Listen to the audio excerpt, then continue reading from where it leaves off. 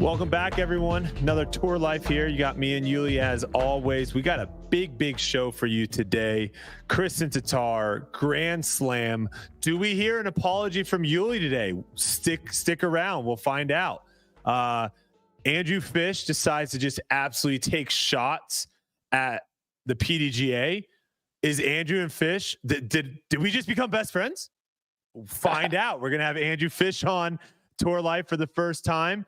Paul McBeth gets in the Twitter rant, and he goes off a little bit on Twitter. We'll talk about what he was saying, and then we have a fun battle to end the show. Yuli versus Trevor. Trevor will be live as well. Head-to-head battle. Neither one of them have any idea what the battle is, which is exactly what I want it to be. But we're gonna see kind of. I think it'll be a fair battle. I kind of want it to be Yuli versus the Bogey Bros. So they were going to be a team. Hunter can't go tonight, so it's just going to be you versus Trevor. We'll see kind of how that all plays out. We've got some questions at the end to answer from you guys. But Yuli, man, it's been a week where you're still home base. How was your past week? Oh man, it's been awesome being home. I'll tell you that much. I practiced a little bit, but I've just been relaxing at home cooked meals, man. I've been keeping up on my disc golf a little bit. I've been golfing a little bit on the side, a little pickleball sometimes. Played a flex start $15 C tier this weekend. Wait, is that like high those for a C tier? No, I think that's low. Oh, okay. It was basically just to get a rating. Okay, so it's like almost it's almost similar to like a league round. Yeah, that's all it was. That was fun. Was that at? It was at Eastway Park. Took down Big Germ, so I'm proud of that. Oh, dang! So it was actually like a legit C tier then. Like it was one round, $15 show up. It was in. I ended up getting a 2-stroke penalty for playing a hole wrong. It was a real C tier. We got the ball. It was a real flex start, $15 C tier. I promise. Oh man. But yeah, so that's all I've been doing, man. What about you?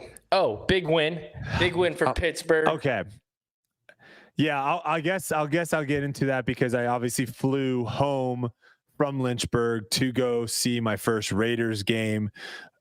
I'll say this, Kelsey absolutely killed it. It was very cool to see her on the field and to see her on the big screen a few times. I don't know if anyone caught her on TV.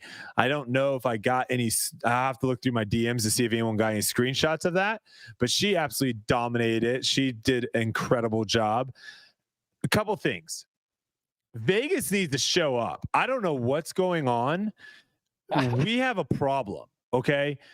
Home field advantage is a real thing in the NFL. I think looking at not when spreads, you're playing Pittsburgh, my friend. Not when you're playing Pittsburgh. Looking at spreads, it's like 2 to 3 points sometimes. Of where if you have like a pick'em where you just don't know, it's just whoever's at home has like a 2-point spread, right?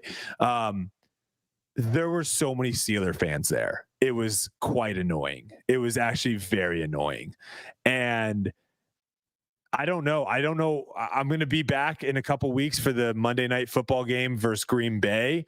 The Packers, they travel really, really well. But what I've been told is the Raiders Allegiant Stadium is like the Airbnb for NFL teams. Oh, like fans, when they want to go see their team play on the road, they travel to Vegas. And with ticket prices and stuff the way they are and how high the demand is, it's going to be, I don't know, man, it's going to be tough to actually have any sort of home field advantage for the Raiders. Also, all the people that are concerned about Jimmy G hitting on Kelsey, I appreciate the concern. I appreciate you guys looking out. I watched him play a full game. I am no longer concerned. Kelsey goes after winners. And I don't know if Jimmy G is the answer. He did get crumpled. His knees did get absolutely crumpled. Did it look worse on TV? He looked hurt, man. I thought he was done. It was bad. Yeah, it was bad. I saw him jog off to the locker room, so I was like, okay, maybe he'll be all right. He looked really bad. He came back. He threw just a couple passes that I don't know. I don't know if it's just because they have Devontae Adams, and that's it. Devontae Adams, absolute monster. We bet the over 114 yards receiving. That hit super easy. My buddy that went to the game stage, he bet over receptions, which was like 6.5. He got that almost in the first quarter.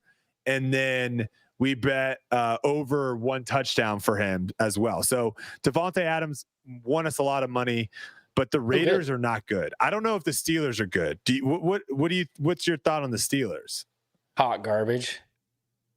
Just absolute hot garbage. The only thing that you can really watch with the Pittsburgh Steelers is watch JJ Watt or no. TJ. TJ Watt come off the back and just absolutely change games. He is a difference maker. That's fun. We have some fast wide receivers too. We got a lot of talent. It's just Pickens had a really good game. Yeah, Pickens had a good game. Pickett though, it's just tough. That was his first NFL game to throw more than 1 touchdown. He had never had a 2 touchdown game in his entire season, in his entire career.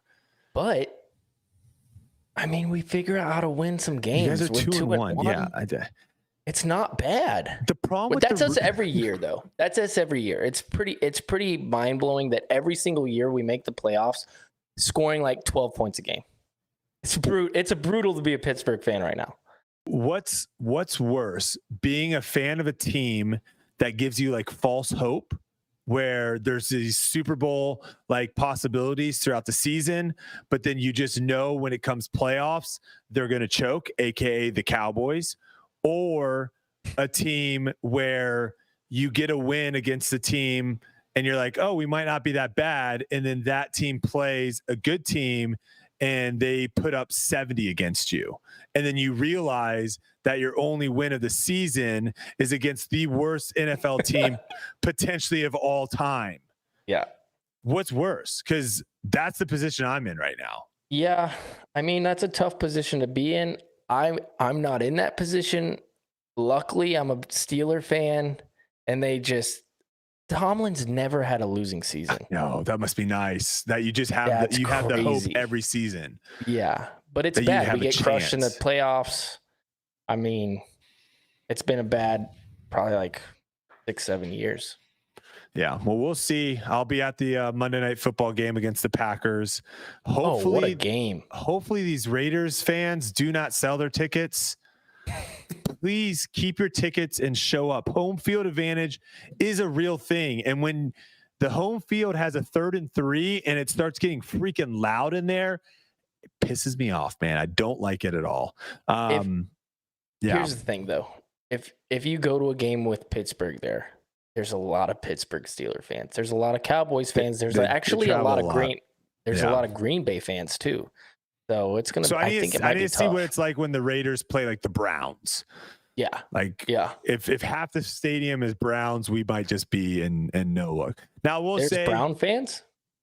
They might not travel though. I don't know. Because a lot of the Steeler fans that were there were like, we live in Vegas and we're Steeler fans. And then some of the other ones we bumped into were like, we just love going to away games. And this is an awesome away game to go to. So, love it.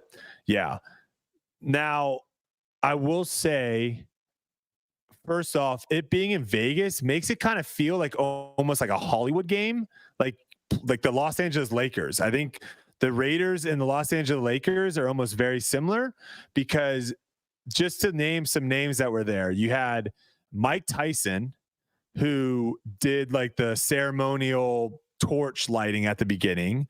Then you had to sing the national anthem. One of my favorite was American Idol people of all time, Jordan Sparks, sang the national anthem. And then you had Lil Wayne do the halftime show. So it was an incredible first game.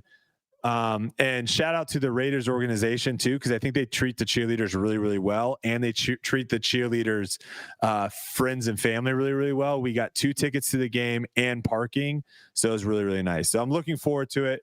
I will be going to every single game except potentially the final game against the Broncos, because that's where, going into what else I did, half marathon or marathon training. Excuse me. I started my marathon training this week. So I am running a lot right off the bat. How would you do that to yourself, dude? What do you mean? Marathon? You have no interest in running a marathon? Oh, I do. I feel like if you lived close to me, I might just. I'm doing it in Orlando. When? It's the Disney Marathon in January. Do it next year with me and Kelsey. Because Kelsey's gonna, if she's not, I've never done it, but I've always wanted to do it. And if I wait like 3 to 4 more years, my knees are just. You might be done. Yeah. It's gonna. Yeah. Me and Hunter. But I do have interest. Me, Hunter, and Jason are all doing the marathon and Disney in January. So I'll let you know how that goes. But I've already knocked out 2 4-mile runs, an 8-mile run, and then a speed workout was yesterday. So we're getting after it quickly here. Where is this? Marathons are meh. I have done 2 in a triathlon. They suck. Okay. Well, this sounds like the person that doesn't know what a runner's high is. That's what Nathaniel sounds like. If you know what a runner's high is, you will appreciate marathons, man. They are fire. And then the other thing I did is I went back and played one of the first courses I ever played in Vegas, Piccoli Ranch. It was very interesting because, okay, first off, if you've never played this course, go and watch Foundation Disc Golf's latest video. They did the Bogey Is it the Pro one that battle goes through all the houses? Yes, it's that so place scary. Is gnarly. There's like a walking path where just people are just walking around corners. It's a wild course that I don't know how they got that approved. But the thing that I thought was crazy is when I first went out there and played it, I think it was like in 2020 or 2021. It was roughly around the same time. I went out there in October, roughly around the same time of day. No one was out there. It was just me. This week, so many people were out there, dude. Disc golf obviously has blown up. We all know that. But when you see it firsthand like that, it's nuts. Did you see the WR Jackson post where there's like 40 people waiting to tee off at WR Jackson because it's, going to not exist anymore? Did you see that? No way. Yeah. No, I didn't see that, but I can understand it, man. That course was sweet. Yeah, it seems like people are kind of making it apparent to make moves and do it. So, but you have the ad read for this week, so go ahead and fire that away. Let me pull it up really fast. This one I'm excited about. This is brought to you by the Power Disc Golf Academy. Real quick. Have you guys ever heard of the Power Disc Golf Academy? It's an academy that I coach with video tutorials on all aspects of disc golf. How many times have you finished a round and thought, man, I should have been 7 strokes better? Lack of distance, missed putts, missed fairways, inaccurate shots can be a big problem for your score. The Power Disc Golf Academy can help fix that, as it has for, I think we just reached 5,000 students. Oh, wow. Not only do I teach lessons on everything from proper mechanics, putting, throwing, decision makings, and mental game, but now, as of the last couple of weeks, Simon Lizotte has joined our instructional team, which is awesome. We have produced Simon's lessons, and they will be released in early October. To celebrate the addition of Simon, we are running a 3-day flash sale from September 28th through the 30th. This sale will reduce our first year subscription to only $25, which is actually kind of crazy. To redeem this, just head to www.powerdga.com, and the discount is already applied to your check on the page. We're only running this for 3 days, so get it while you can. Our team, Simon and I, are looking forward to having you and giving you the power to improve your game. I love that slogan, the power to improve your game. All right, well, let's jump into the USWDGC recap. They got to do something with that acronym, man. They got to do something. That acronym it's too long. This goes back to my why do we need disc golf in all our acronyms? I don't think we do. Hot take. I'll let you go first. If you have any words for Kristin Tattar and Kristin Tattar fans out there, I'll give you the floor now. I'm not ready to give this one up. I'm not ready to give this one up. Wow. I'm not. No, I am totally. I've been saying it all year that she doesn't like coming from behind. And it didn't look like it this week either. Final round comes around. She absolutely drops the hammer on him, making some sweet putts down the stretch. I watched a lot of it. Very interested in the battle. And I was thoroughly impressed. I hope, and this is a hope for myself, just being greedy.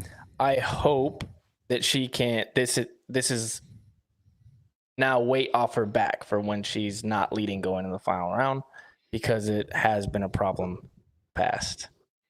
Okay. I mean, I think this was one of the more telling wins that she has had, because her game was not where it has been. And we've seen her let these slip away in the past. And she went out, and even though she didn't have her A game off the tee this week, she was still had enough in the tank to go out and get it done. And she pulls, and on top of that, Yuli, this was probably the most pressured of all her wins all season. For sure. Right? Absolutely. That has Worlds, I feel like. I think this might even be more for Worlds, because it's like, sure, you want to win Worlds more than any other tournament.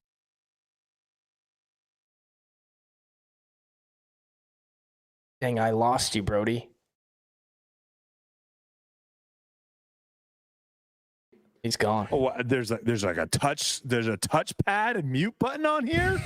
My gosh, technology these days. What I was saying though is, obviously, yes, Worlds, if you're looking at just tournament to tournament, Worlds is always going to have the most pressure 1v1, but this encompassed everything. This encompassed a huge history mark. This encompassed so much more than just one tournament. And taking that all into account, being able to do what she was able to do is very, very impressive out there. She pulls off the Grand Slam. This is now her 6th career major, 5 in a row. So she's on an absolute heater. And the graphic that Silas had up earlier with all the trophies and stuff, that's one of the sicker graphics that you can have. So cool. That graphic is it's the sickest graphic because nobody has it. Yeah. I mean, there's only one person with that. And hey, shout out to whoever made this graphic for just completely like cropping out the Champions Cup trophy and just being like, we're not even going to show this trophy at all, because that was abomination of a trophy. But yeah, she takes it down, and she again just looks absolutely unstoppable. A couple interesting things here. Did you watch any of the live where Terry had like 15 different pronunciations of her last name? I did. And he caught a lot of crud for that online, for sure. What is, I mean, I'm just going to keep saying Kristin Tattar. That's what I say, Tattar. Yeah. Until she corrects me and tells me differently. I know when she introduced herself for some PDGA thing, it sounded like a word that I can't pronounce at all. And she also did it, I think, on our podcast. That was very similar to just, me not being Estonian. I don't have the ability. It's the same thing as like if someone were to tell me that their name is Robert, but they roll their R to say their name. I can't roll R's. So like, I can't say your name's Robert. I can't do it. Yeah, I can't do it. Well, so imagine my name gets just absolutely botched as well. But you don't hear me correcting anybody on it. But I do see sometimes people online being like, that's not how you say it. I think people just get on there, and as soon as you make any mistake at all, they're just on you. Well, people said Ezra's name wrong for a long, long time. Aderhold. Yeah, but people were saying Adderhold for a really long time. I mean, I probably said that from time to time. Yeah, it is what it is. These are all things we're working out. We all can't have a name like Smith It's like impossible to botch. Yeah, but no one spells my first name right, so I have to live with that every single day. Kristin Tattar, first player this season, an MPO and an FPO over $100,000 from prize money. Very impressive. And it looks like with what the Disc Golf Pro Tour Championships is at, it looks like she could potentially, if she wins Throw Pink, she wins the Tour Championship, she can get close to 150, which is, gosh, it's very, very impressive. That's half my career earnings. Yikes. Yeah. Big yikes. Here's what's crazy about like earnings. For the longest time, I still think I'm top 10 ever in earnings, right? In the next 2 to 3 years, I might be 50th. Yeah. 50th. Yeah, that's where it's just, earnings are not going to be season to season right now. It's a decent metric to compare players, but it will not be a decent metric to compare careers, because you could have someone that's like a skill level where I'm at, and they could potentially make more money in a 10-year career 10 years from now than like King Climo did his entire career. Right. So for sure. We'll not be able to compare the two. Kristin did post something on social media. I just want to kind of highlight one of the paragraphs that she wrote to just again explain her dominance that she's had. She says, during previous majors, I've played consistently well all rounds and created some space between myself and other competitors. This time around, I ran into some serious trouble with my game. I was not as good off the tee as I've been before, and my approaches were lacking. I admit it was quite frustrating at times, but that is when I realized that you can only win when you are in state of empowerment, even when you are met with resistance.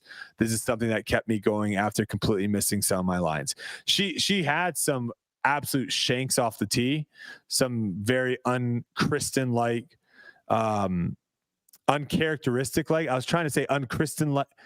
I was trying to use Kristin and uncharacteristic. So some unchristalistic like moments. I don't know if that worked, but she had some interesting throws off the tee, but she was able to back it up with some great scrambling and great putting. But the real story here, Yuli, is the putting of Henna Blomroos. We haven't had to really talk too much about this because she hasn't been in contention that much, but here we are. Henna, these are the stats, okay? These are the stats. From Circle 1X, Henna was 26 and 40. 26 and 40. Kristin was 33 of 35. I mean, that's she missed 14 putts inside the circle. Kristin missed 2. And I mean, that's massive. And then neither one of them actually putted that well from Circle 2. You have Kristin 3 for 33, so she didn't putt great at all. But you have Henna 0 for 23. I mean, what are we talking about here? Like at a certain point, you have to drastically just change, right? No, and that's what I was going to say. I was going to say, if Henna is watching this, my advice to somebody who has struggled with the putter for as long as she struggled with the putter, I would say you need to, in this off season, figure out a different stroke and go with that. And that's me being honest to her, because the potential there is insane. I mean, imagine if she just hits half of those, or not even half. No, even just a couple. She didn't win, just a few more. Mm-hmm. And we're not talking Yuli about 30-footers, no, right? Like if all. it just happened to where she had 25, 30 footers and she made half, it's like, whatever. I mean, I tuned in here and there. I watched a lot the final day. I saw 2 putts inside of like 20 feet, 15 feet that were missed. This is something that is crippling her chances from winning. Oh, absolutely. And then when you miss one of those, it's like just kills it moving forward. I mean, watching the statistics come in, because I look at them. when I see like a 80%, there's no chance that Hannah is below top 3. There's just no chance. When she's hitting 80% of her circle 1 putts, there's just no chance. Yeah. She's that good off the tee. If you watch her play, she doesn't throw sidearm either. Not often. Not often, yeah. But she just shreds lines, man. Tight lines too. I think her and Evelina have the best backhands in FPO. They both have really good off the tee backhands, both really consistent. Hannah did throw like an upshot OB from like 180 feet, which was, we all do that sometimes. Yeah. I mean, I think that's more just a pressure thing, but it certainly is one of those issues that need to be had, because in order for someone to press Kristin, because right now, I mean, we're not even going to talk about the quadruple bogey she had to finish her round 3, which completely just kind of took all the wind out of her sails finishing that round. That definitely hurt. She ended up losing by 7. So, losing those 4 strokes, the final round, final hole, that definitely could have helped. But when the putter starts, we know, like, when the putter starts feeling bad, when you start feeling like you can't make it, it makes every putt harder. It makes all your throws harder. Like, the putt is so important. And that's why we're seeing someone like Owen Scoggins have as much success as she had this season, because she's the best putter in FPO. And again, finishes second here. Like, that is something that if we want to see any sort of parity next season, and obviously I'm not going to get into all the terrible takes of saying like FPO is boring because of Kristin's dominance and all that. Kristin can't do anything about it, right? Like, she can only control what she does. This offseason, we need to see a lot of growth in the putting of a couple of these FPO players, and they're right there, I think, with Kristin. I 100% agree if they can make putts. But it's the field. I mean, look at Owen. She legitimately plays to the level that she plays at because she makes more putts than anybody. Yeah. Without a doubt. I mean, she doesn't throw it farther than anybody. She has a great flex backhand, but she's not throwing highs or sidearms. No, I meant flex sidearms. She's not throwing highs or sidearms. Yeah, that's, she has to flex it. Is that something late in her career that you would suggest her to try to maybe learn? Because there was a couple holes I watched where, Kristin's throwing a flip up forehand. Yeah. Because it needs to go straight down a tunnel and then finish a little to the right. And she's like flexing a forehand that's going into the tree line, and she's just trying to get lucky. Is that something that you would suggest someone that late in their career to try to learn this offseason, or is that too much? You should always try to learn, of course. But the problem is she's so good with what she has that she's going to win tournaments with the game that she has. So it's kind of like, why mess with it? You know what I mean? Like, she's so good at putting. She's very consistent with that shot. She's consistent with her backhand. There's no way she throws it 400 feet. No. You know what I mean? There's no way. Yeah. And she just has this complete game that she sticks to. So, one thing with people adding shots to their game, what people don't realize is it messes with you mentally.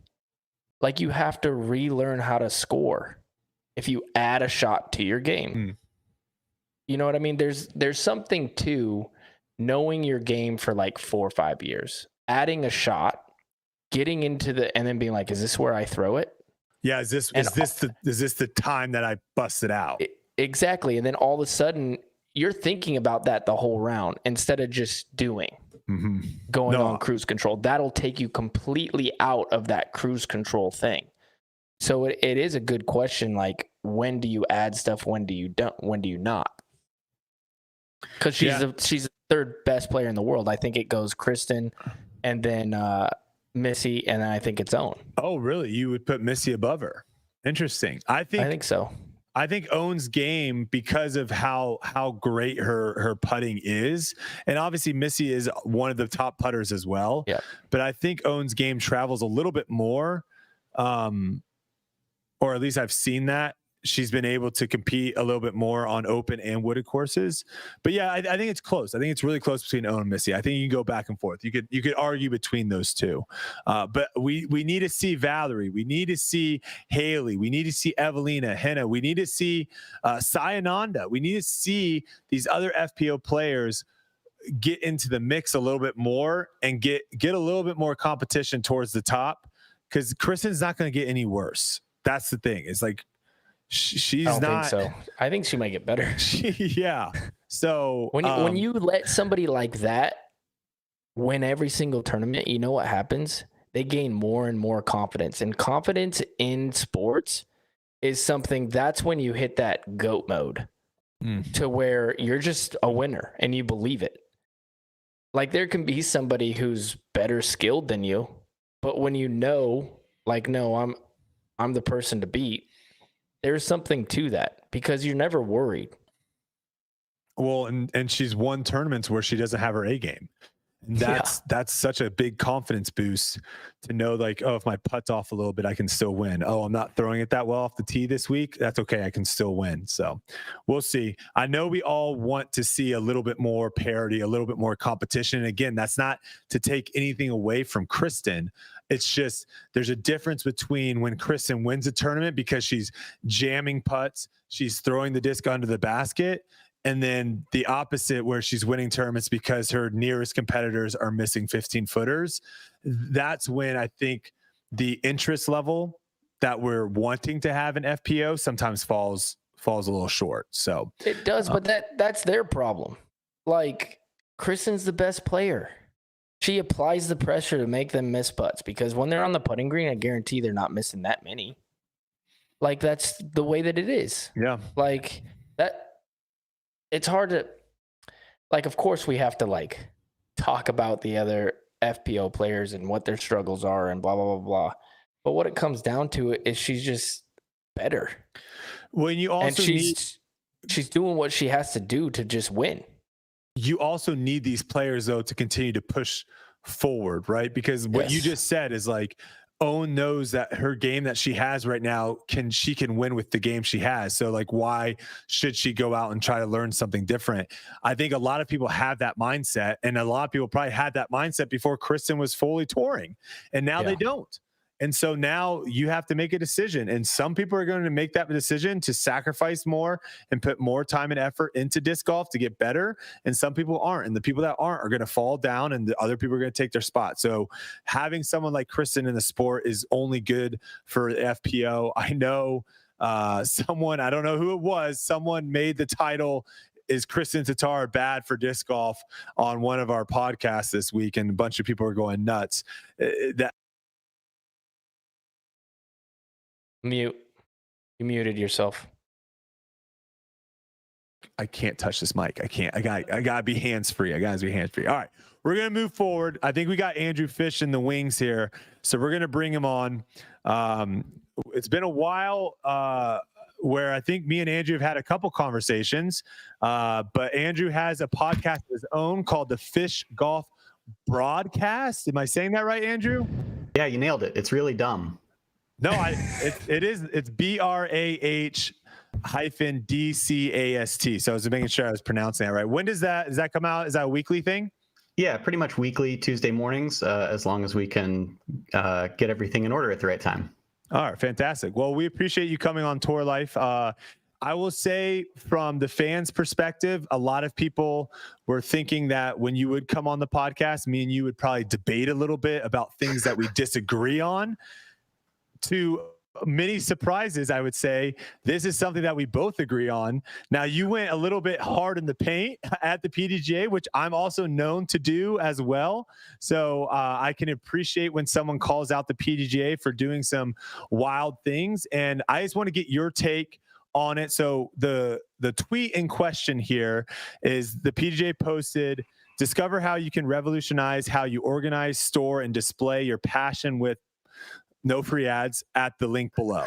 And then it has the link to this company down below. So this is a sponsored post, nothing really integrated in this post. and a lot of people had a lot of reaction to it. And your reaction was, why the bleep are you accepting sponsored posts, PDGA? I'm not bleeping kidding. I want a serious public answer to this. Then you went on to say, ultimately, it gives me less confidence that nominally objective procedures such as disc and basket approvals, awarding of majors, scheduling A tiers, and other normal operations are not subject to being bought as well. Finally, I would like to know who signed off on approving this post on the PDGA website and put the PDGA's various social media channels so that I can regard all their future decisions with, how do you say that word? Commensurate? Okay, that's a word outside of my vocabulary. Suspicion. So you have the floor. What is your biggest reason for not liking the PDGA having these sponsored posts? Because they did one also on Instagram a while ago. I think that kind of went under the radar a little bit, but what's your takeaway here? Sure. If I had seen that one, I probably would have reacted similarly. Since about 2008, the PDGA has been hosting website ad content, and that's done through a third-party entity. You know, they're doing that through analytics, just like any other website would. Personally, I don't like that. I don't really like advertising, but I understand that that's a common practice. To me, the PDGA's goal and mission, and I've long been a supporter of the PDGA and its many staff. I feel like I have a pretty good working relationship with a lot of the folks who are embedded within the PDGA. Their goal and mission, in my opinion, as a member-driven organization, should be to support the health and growth of the sport of disc golf. And they are a nonprofit organization. I am not an expert in nonprofit organizations nor in accounting.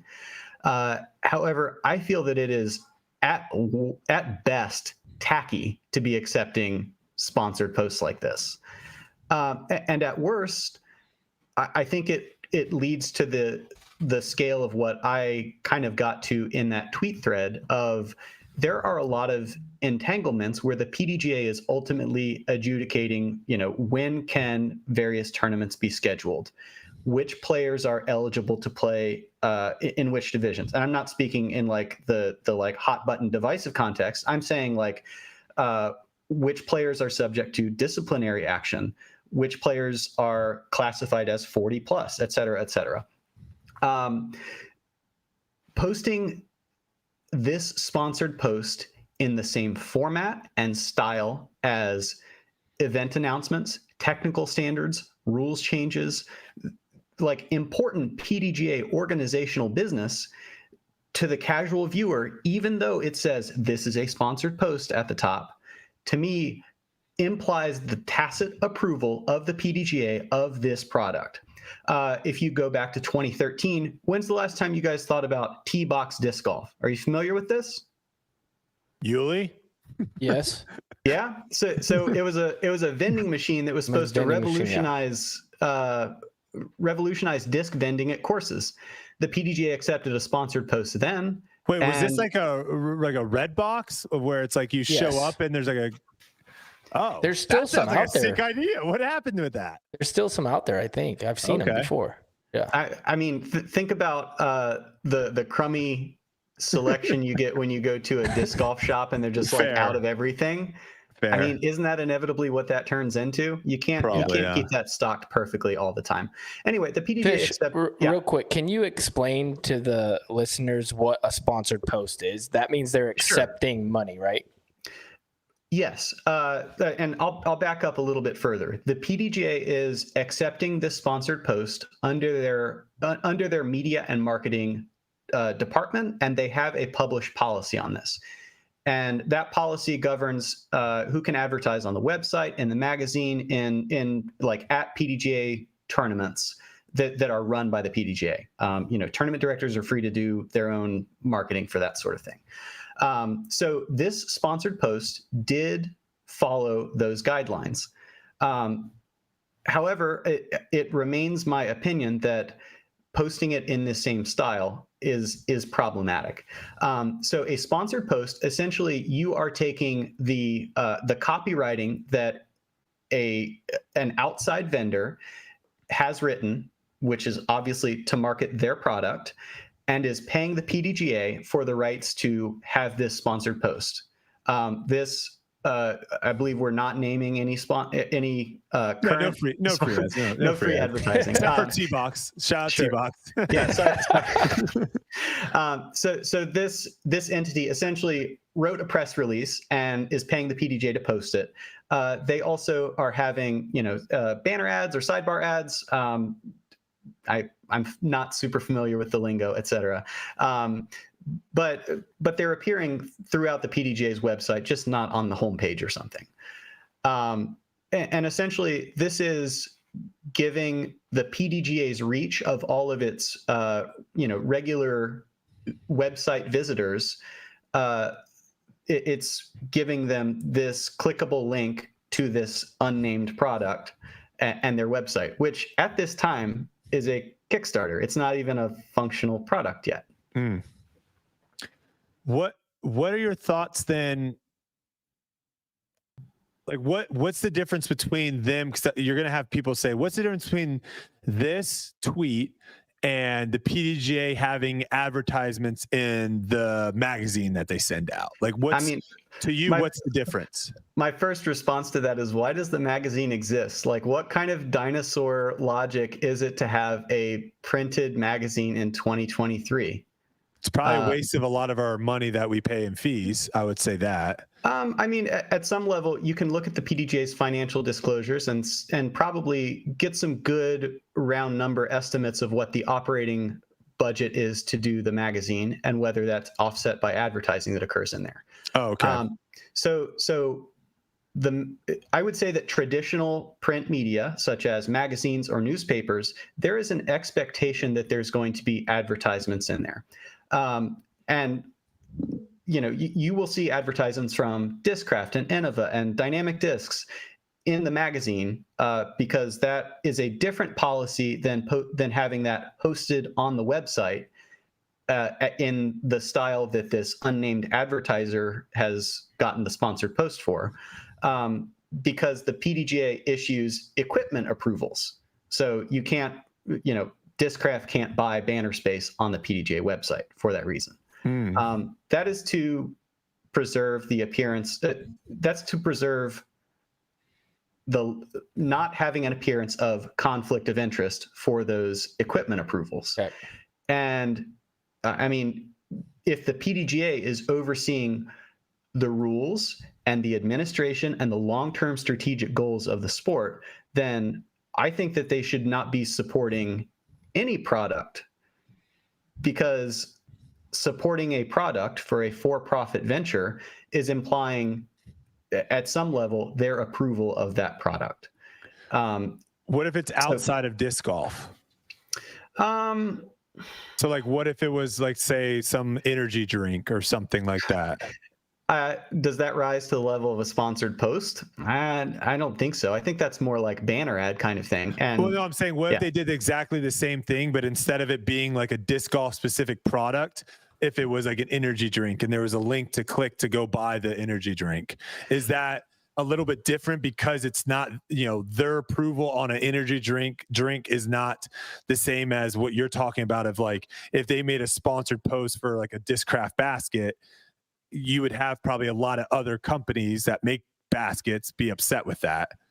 Sure. And I think we could reasonably pivot this to say, if there was an official energy drink or truck or even disc golf basket of the PDGA for a certain term, that would probably have to be a competitive process for baskets in particular, because those are companies that are like deeply aware of what all of their competition is doing and would feel very slighted with good grounds if the PDGA, made a backdoor deal without doing that. If the PDGA were like, the PDGA has talked previously in, say, some press releases about new hires or rehires about engaging corporate partners. And that's something that the Disc Golf Pro Tour has been able to do with no free advertising with some of their larger sponsorships this year that have really increased the purse. And we've seen the results of that, on live broadcasts, or we've seen that on course advertising.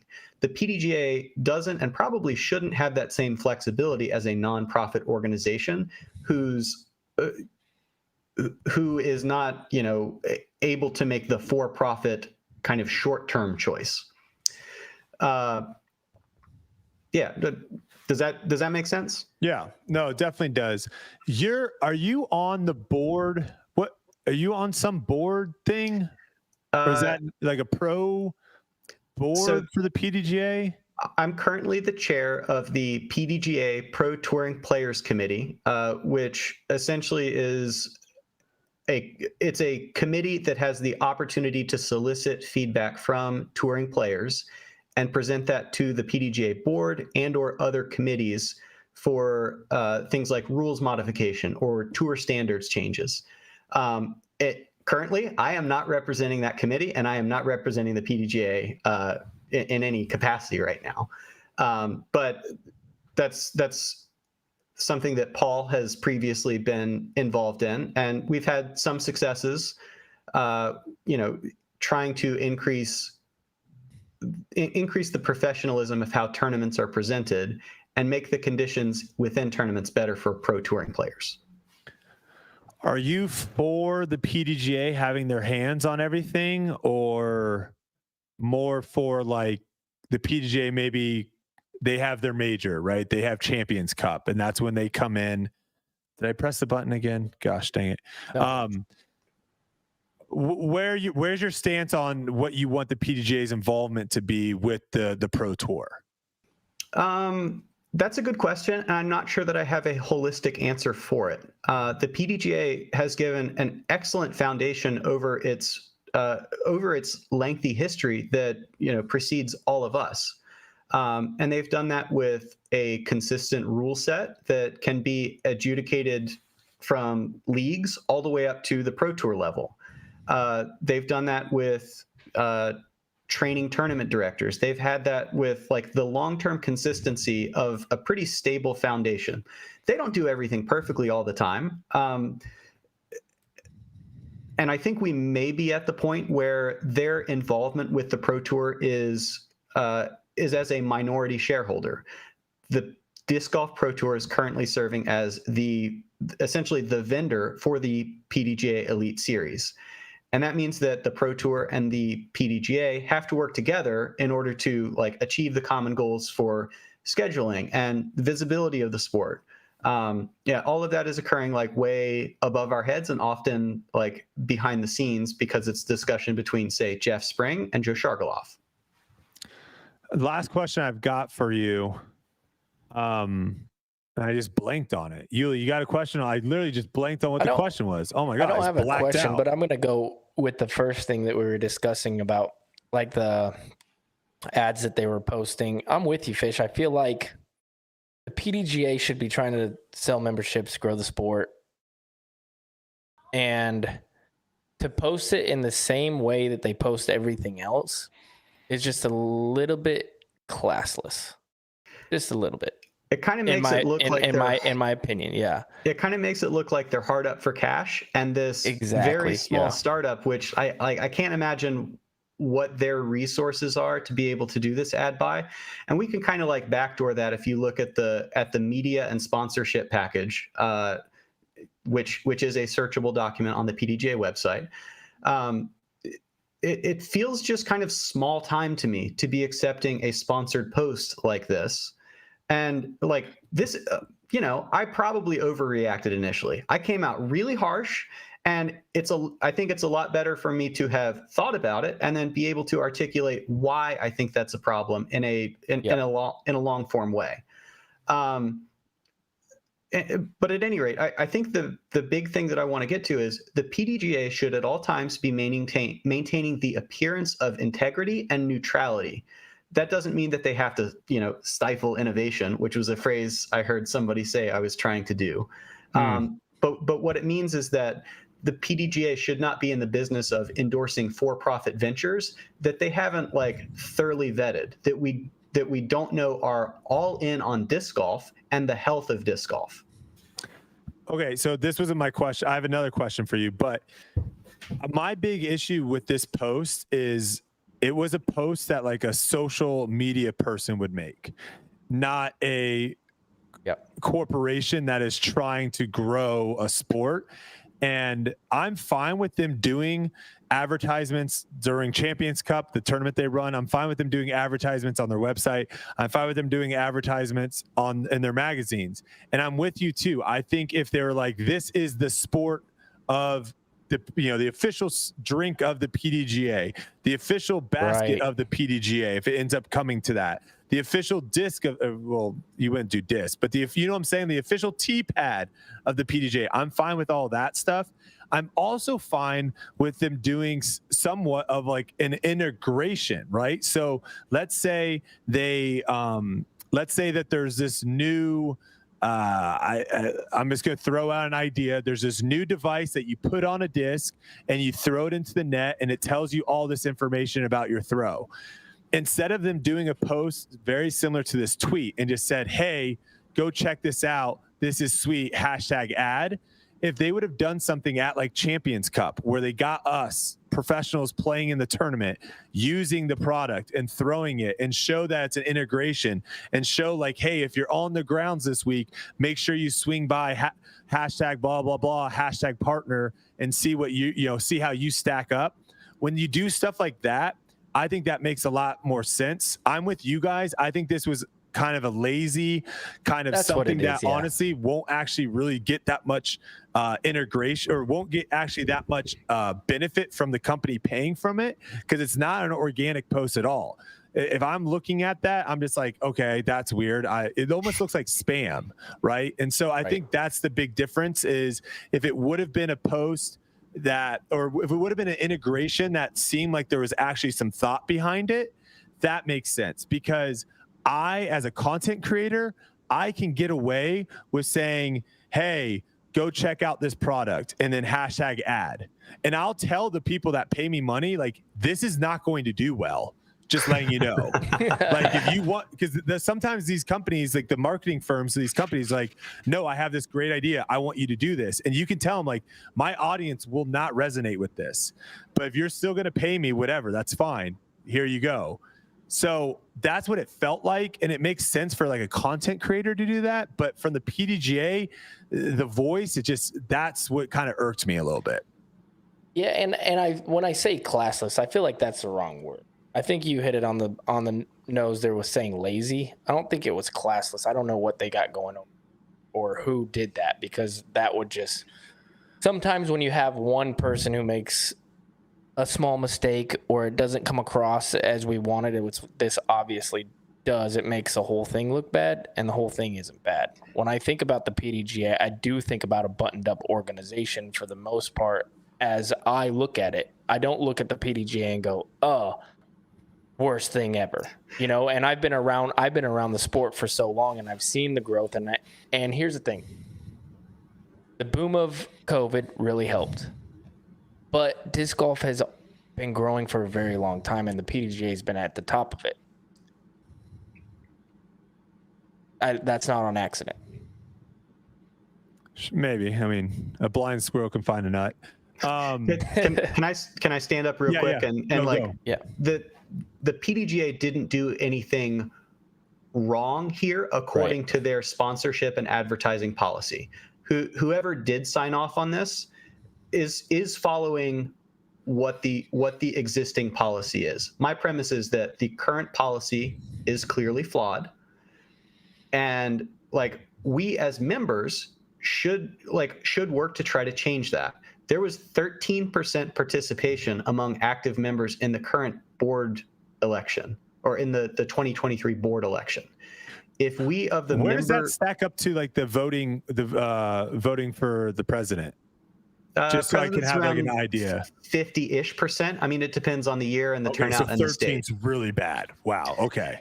Yeah, and I mean, granted, that's probably in line with a lot of other, member-driven sport organizations. But like when there's low engagement in what your member-driven organization is doing, it kind of just lets things like special interests or a few individuals run with the reins, and instead of like us as players, and not just us three, but like the broad player base being able to guide the sport forward in an accountable way.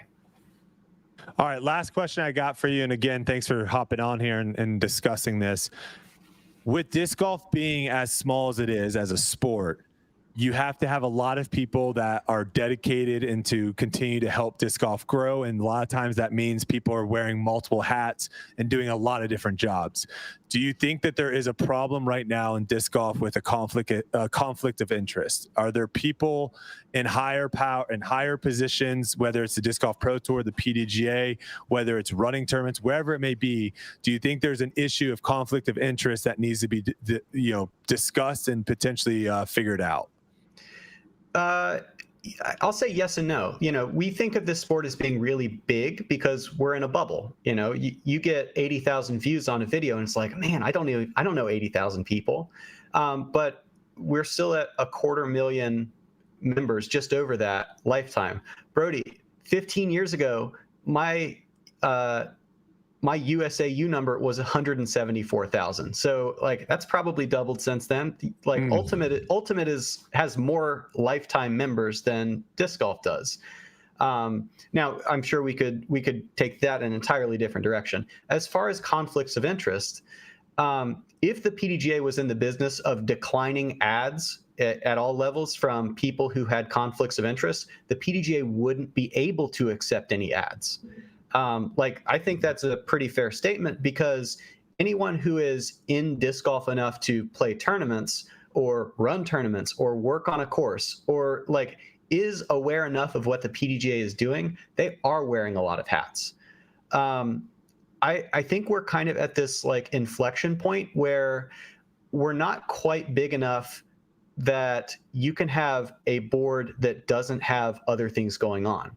A couple of years ago, Will Schuster got elected to a term that he couldn't possibly finish because the existing policy on who could be a board member was changed to exclude those with ownership stakes in a disc manufacturing entity. But there are still sponsored players on the board. There are still tournament directors on the board. It's necessary that our board be connected with the grassroots level of the sport. However, like inevitably, staffers and part-time employees who are contracted to do, say, volunteer work for the PDGA, or board members, like inevitably there's going to be some level of conflict of interest. And it's up to the membership and it's up to good policy writing to make sure that everybody is accountable so that there aren't organizational decisions being made where one person can personally influence their own fortune as a result. I don't think that, this simple sponsored post falls into the category of conflict of interest. However, I think it remains incumbent on the PDGA to give the appearance of integrity and neutrality at all levels. Yeah, good point. All right. We're going to finish it off with pet peeves. First time on the show. If you're not familiar with this segment, this is our chance to kind of hear from you. I was looking through your Twitter feed a little bit, and it seems like you have, what do you call it? It's similar to pet peeves. Do you know what I'm talking about? I have no idea. I don't think I've used the phrase pet peeve in the last 10 years. It's not pet peeves, but disc golf kink. Ooh, okay. It's not really a pet peeve. It's something that does get me going, though. Okay, but it's similar in the idea of like it's the exact opposite. So instead of getting you going in a positive way, we're looking for something that gets you going in a negative way, something that you just can't stand. So is there anything that pops out at you that's right now in disc golf that is a pet peeve of yours? Yeah. Okay. One that occurred to me recently is when T signs are like a lot of effort was put into a T sign, but it shows nothing useful. For example, on a wooded course, if you just take the aerial, but don't put topo or don't like delineate individual trees, and it's just this one big like big dark green mass that you're supposed to throw through, like you wasted all of your time doing that. Don't do that. Tee signs are I would almost love to just have a Rolodex of all the different tee signs, because they differ drastically from course to course. And especially when you get a course that's put in not by a disc golfer and it's like a city, you have no idea what they're going to do for tee signs. I mean, I just played a course that all their distances was in yardages. So it was like 23 yards was how far the hole was, 65 yards. So Yuli, you want to finish this off here? Yeah. Out of all the people you play with on tour, who do you look at and maybe you're a little jealous of what they're doing out there, or maybe some good form? Who you got? I think it's the people who are able to make hard things look really easy. Like if I see Kristin Tattar throw 375 with a forehand and it looks like he used his wrist only, man, that's frustrating given how hard I have to work to throw 375. Yeah, Albert Tam's another guy that just has effortless. And now Eagle too with his new forehand. It looks like just like an injured duck's wing, and it still goes like 375, 400. So I don't know how he's getting the power there. I know that a lot of people are asking that. So maybe we might actually have to have Eagle on to explain to us what he's doing with his forehand. But Andrew, appreciate it as always. Make sure you check out. You're on all the podcast platforms, Apple, Spotify, all that goodness. At least those. I'm sure there are more. I am not the one who posts them. So, but anyway, search comes out Fish every Golf Tuesday. Broadcast. Fish Golf Broadcast comes out Tuesdays. Check it out. Andrew, appreciate you taking the time, man. Thanks so much. Thank you. And Brodie will be a future guest on that. Hey, I'm in. I told you I would, so I'll be on there. Thank you, Fish. Thank you, brother. Thanks, guys. All right. So that was the, I think it'll be a little bit more back and forth when I go on his podcast, because I think there's a lot of things that me and him have differing opinions on. But it was interesting to kind of see what his takes were, being also connected to the PDGA as well, to see kind of what that was all about. All right. Do we have Trevor, Silas? Is he ready to go, or do we need to wait a little bit? Wait a little bit. Okay. Yuli, I do want to talk about the trophy. We forgot to do it. People in the chat are telling me that we need to bring up the trophy. The PDGA 2 for 2 in their last two events here, with the World's Trophy and now the USWDGC trophy. 2 for 2, man. Not bad. Not bad. The good old fashioned diamond. I like that. Yeah, nice little diamond. The logo's not the greatest, but I mean, it is what it is. You can't fault the logo. Yeah. There's just a lot of words on there. I can't really, I don't know what. Yeah, you would need a close up, nice photo. It says of that. underneath US. That's like 8 font, maybe 6 font. That's way too small for me to see. But yeah, they've stepped up their game. So shout out to the PDGA. Let me hear the number. What is it? Is it like a 7.5? This would probably be. I mean, I have to take into account that this is a major as well. So that makes it to where, elevates it a little bit. This would be like a probably 7, a 7.6, 7.7, high 7s. It's a solid trophy. It's a solid trophy. All right. While we wait for Trevor, that gives us enough time, I think, to go over this Paul McBeth tweet. Did you see this, Yuli? I didn't. You see? Okay. Well, here you go. All right. So this tweet popped up, and it's Paul talking about commentary. So he says, I'm currently watching #USWDGC,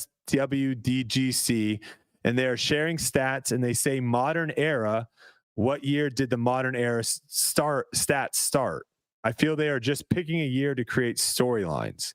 To add to my original tweet, they just posted that Kristin is the first FPO player to win all majors in a single season. That's not true at all. She's the first to win 4 majors in a year and the first official Grand Slam. Saying all the first to win all majors is a lie. So to break this down, he has a point. I believe it was like, I think Juliana Korver one year won one major. There was only one major. one year and she won it. So technically she won all the majors that year. There might've been another year that someone won 3 majors, I think. So technically that is a lie, saying that she's the first player to win all the majors in a single season. However, I get kind of what they're trying to say is like, we're hoping that these 4 majors stay the same. And these are our 4 majors moving forward, because having like the Australian Open bounce to be a major every once in a while. The Japan Open was a major at some point. Someone said the Scandinavian Open was a major. Is that true? Oh, yeah. Yeah. So it seemed like there was an era where these tournaments were just becoming majors and then just like disappearing. And I can kind of see what they're doing there with, I don't know. It is confusing, I guess, but hopefully these are our 4 majors moving forward. But what are your thoughts on this idea of like calling it the modern era?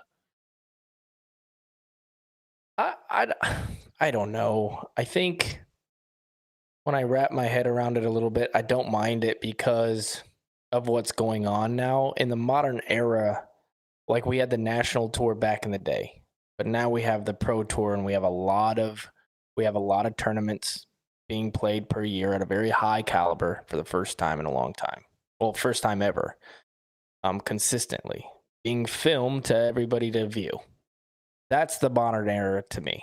When I was playing back in the day, we didn't have any cameras. We had a few tournaments a year where we might get 20, 30 people watching us. It was a different game play. Pressure was different. Really, the only pressure you had was your will to win and want to make a couple $1,000s. Now you're talking about putts that are worth potentially 10 grand or more. When you're talking about endorsements, people winning major championships is a big time lucrative move. You have to play in front of sometimes thousands of people now. You also have to play in front of a camera where thousands of people are watching. So it is the modern era, and I don't mind that because there are different factors that go into winning tournaments at this level now.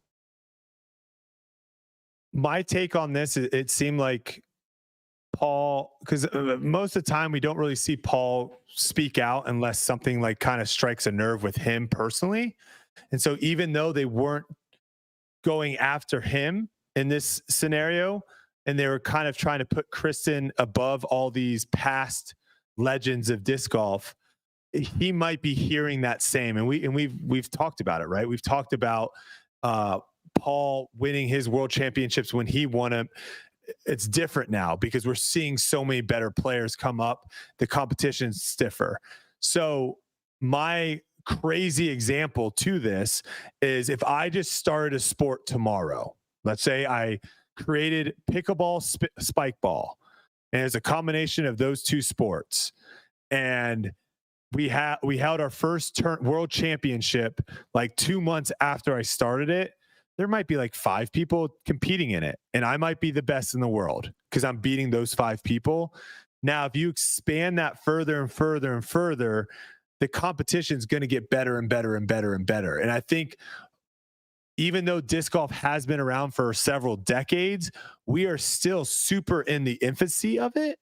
And so when we compare to like the NFL, the NBA, and all these other sports that have been around for much longer than disc golf, the differences in decades from the NBA to the NFL to soccer to tennis to any of these sports is far minimal compared to disc golf. But it's still, you can still tell. Like, people compare Michael Jordan and what he did, which was only several decades ago, to what LeBron James is doing now. I think what's happening right now in disc golf is vastly different than what was happening 20 years ago. And I think 20 years from now, the landscape of disc golf is going to be massively different. Yeah, I mean, you can even go to 5 years ago, right? Like, I'm sorry to interrupt. It's way different now. This is a good point to kind of validate what you're saying. I got in an argument with somebody where I said, I'm better now than I've ever been in my life. Mm-hmm. And they're like, that's not true. And they were talking about like, you know, I've held high ranking a bunch in my career, and they're like, what about those years? Won all those tournaments. And, you know, I took top 4 at all the majors one year, and that was like, or top 5, I think, at all the majors one year. And I'm like, no, watch. So I picked 3 tournaments. I picked Maple Hill. I picked, what was the other one? Maple Hill. I picked, or 2 tournaments, and I picked the USDGC. And I said, pick my score, because we haven't played USDGC yet, but I said, pick my score, total score. So 4-round total score. And then I took it back to when I played really good. And I said, pick a random year back in the day. And he said, okay, 2010 USDGC. So I took last year's score. I beat the score by 12 this last year. And the course changes aren't that much drastic? No, they're crazy more drastic. The par has changed. You're saying is it harder now than back way then? harder now. Way harder. And my you're score still was beating your score. And I'm still beating the score. Now it was pretty funny because here, let me turn my camera back on real quick. Yeah, you're good. It was pretty funny because I picked a year, or he picked a year that was stroke and distance at the USDGC, so it really validated my point, which was awesome, and I didn't tell him that. So if he's listening, I'm sorry that I was dishonest. But then we went to Maple Hill. And I picked my score from last year, and he picked 2014, where I took 7th place. And last year I took 15th place. And we compared scores. My score last year was 1 better than in 2014, where I took whatever the place was. It was 1 better. The course is so much harder. Drastically harder. So when I say that, I mean it. Like, I should know if I'm better than I was back then. Now, I've lost a few skills that I used to have, but the courses are nuts. If you took the best players in the world and you back then and you put them on these courses, they're not beating these guys. I'm sorry. It's not going to happen. And and here's what's crazy is it makes people so angry to hear that who played back then. Because I don't know why, because I played back then. And now I'm getting beat by 15, 20 strokes a tournament and getting decent placement. You know what I mean? Which is fine. That's how much better the competition is. So there is a big time gap between how good people were then and how good people are now. Just look at the scores. We only have like what our eyeballs are seeing. And, you know, when I'm watching UFC and Ronda Rousey is getting people to tap out within 5 seconds, 15 seconds, everyone's just like, oh my God, she's the most incredible fighter of all time. And when you go back and look at what she was able to do in that time period, yes, she was super dominant.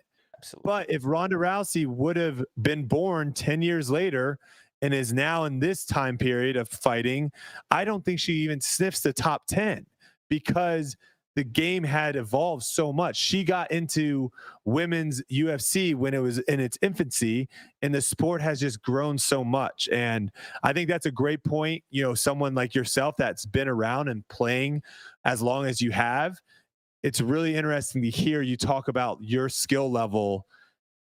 Even though your skill level is getting better, your finishes are actually your average finishes might be getting worse, but that's just because everyone else around you, there's way more better people. So like before, if you lost one shot, you went from 3rd to 4th. Now you lose one shot, you go from 8th to 20th. So, you know, those things matter and take into account. But it's an interesting one. It's also, you're as good as your environment will let you be. Yeah. Like really, like the courses that we played on didn't allow you to learn how to throw 700-foot bombs. Like think about it like this. The Memorial, the Vista course was a bomber course when I first started. And I was lucky enough to live there. So my game was fit the mold of one of the hardest courses we play. And I was lucky. The Memorial was a huge tournament. So I got to play the Vista layout every single day. And I was ripping back then. I was getting into positions that you were supposed to get into to make the course as easy as possible for what we did back then. You go to that course now, it's tiny. Yeah, it's so small. It's so small. All right. We have Trevor in the wings. Let's pull him in here. Yuli, I'm very excited about this. This took me, I had this idea of what I wanted to do. And I was like, I think this, all right, Trevor, welcome to Tour Life. First time actually on Tour Life. I don't know why it's taken us this long to get you on here. Second time. Second time. First time was you talking about the lawsuits. That's right. You are our source when it comes to lawsuits. We just haven't had to deal with lawsuits in a long time. Quick shout out. Make sure to go subscribe if you haven't yet. Trevor has his own YouTube channel. So if you can't get enough of Trevor, or maybe you just despise Hunter, go watch Trevor's YouTube channel. Go, what is it just Trevor Disc Golf? Trevor Stop Disc Golf. Go look it up, and you'll be good to go over there. Okay, so this was my crazy idea. I wanted to do a competition between you two. Do you guys have something that you can write down and show the camera? I'm sorry, that's kind of last second. Yeah, No, I don't think so. I do. Okay, well, maybe Trevor, when you have, okay, Yuli, maybe I'll just have you guys say it at the same time. Once you both have your answer, or Yuli, you can write down, and then Trevor will have you say it, and then Yuli, you'll show it. That's what we'll do. Fair enough. So this was the idea, guys. I have 20 courses that were played on the Pro Tour. I have one photo from the course. You have to identify what the tournament was. You don't have to say the name of the course, just what the name of the tournament was. You could do either one. You could do course or tournament. Doesn't really matter. Some of these are very, very easy, self-explanatory. Some of them are going to be a little trickier, and you're going to have like some, context clues to figure them out. We're going to see. Helps if you were like, I got to make this screen bigger. Well, to be fair, though, you guys have the #1 disc golf podcast, so you guys are watching a lot of disc golf. This would be a wild upset. Well, that's why I wanted you and Hunter to try to make it a little bit more fair with Yuli, but we'll see how many you can do.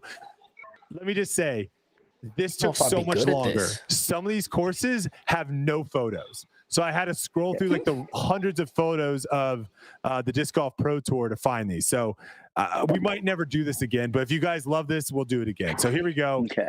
Yes. Wait, can you guys see the chat? I can't see the chat. No, I can't. No, I never have the chat on. Answer if you guys are playing at home. Answer, and if you're listening to this on Spotify or Apple, skip like 15 minutes. All right, here we go. First one up is right here. So Trevor, oh my gosh, I gotta get so close to my. Let me know when you guys have the course. Silas, maybe you can make it as big as possible. Yeah. If possible. I'm looking at a picture that is 1 inch by 1 inch right now. Yeah, same. Silas is working on it right now to see if he can maximize this photo as much as possible for you guys. Okay. To maybe give you a little bit more I might be able to change context it clues on my screen. There we go. I just full screened it. You still hear me? Yeah, that will help you. Oh, now I'm in business. Ooh. Okay, I'll give you guys like 10 seconds here. This is not good because I thought this was going to be one of the easier ones. This is not easy. I have a guess, but I don't think I know. I think I got it. I think I got it. Okay, Yuli's locked in. Trevor, do you have a guess? My guess is Jonesboro, this side of heaven. Okay, Trevor goes Jonesboro. Yuli? Right. What would you write down, Yuli? The Nashville one. It is Jonesboro. Yes! 1-0. I was thinking it was 17 at Nashville. That is hole 16 on Jonesboro. You can see hole 6 in the background across the water as well. Yeah. That's Jonesboro. Okay. Silas, can you do you have a pen over there, Silas? Do you have a pen? Marker or something? I gotta do scores over here. I gotta make sure I got scores here. All right. I can keep score. I don't trust. I'll just go -1. No. The heck? No, I wrote it down. I know. All right. 1-0, Trevor. Moving into the second one. Here we go. Number 2. That's easy. Yeah. I told you some of these are gonna be easy. Some of these are gonna be a little more trickier. Yuli, you're locked in. You Trevor, you're good. I believe that is the PCS Open. Yuli, Yeah, PCS Sula. PCS Open. Both of you guys get a point. Congratulations. All right, next one up. If Here we go. Jonesboro gets me, I'm gonna be so mad. Here's the next one. A lot of context clues here. Yeah. I know that Also, one. just I did Photoshop out the T pad or the T sign on the left. So there are Wow. some of these photos have been doctored by myself. Just throwing it out there. Don't want anyone saying like that's not a real hole. This is not a situation with the lady on the plane saying this is not a real hole. Yuli, you're locked in. 1 second. Okay, 1 second. All right. Okay, Yuli's locked in. Trevor, I believe that is Maple Hill. Yuli. Yeah, but doesn't he have to say the tournament? The MVP Open. I said I would accept either or. Oh, okay. I thought I was gonna pull a fast one and say the Vibram Open since that new T pad's in there. Could be an old one. Wow. Oh yeah. No, we're not getting tricky. We're not. All right, like I said, some of these photos were very hard for me to find, so they might not all be up to date. But yes, any name of the tournament or course will work. All right, here we go. Next one up. We have 3-2 lead with Trevor. Oh, I definitely know this one. Okay, Trevor seems pretty confident with this one. Yuli, how you feeling? Good. Okay, Yuli, go ahead. Or Trevor, go ahead. Sorry. That is Milo MacGyver. That is the Beaver State Flying Course. Yuli? Yeah. Beaver. I was there this year. I actually got to see that one. That is correct. I made also a good putt on that hole. I photoshopped the sign in the back. I'm just going to keep talking about all my Photoshop skills that I Just had. Photoshop. Well done. I think you did a lot of work to make this happen. This took so long. Kelsey was like, "What the heck are you doing?" I was like laughing. I was like, she's like, "What the heck are you doing over there?" All right, next one up. Here we go. This is on like the medium to hard difficulty here. Medium to hard difficulty. Yeah, this one you might need some context clues. Might need to zoom in a little bit.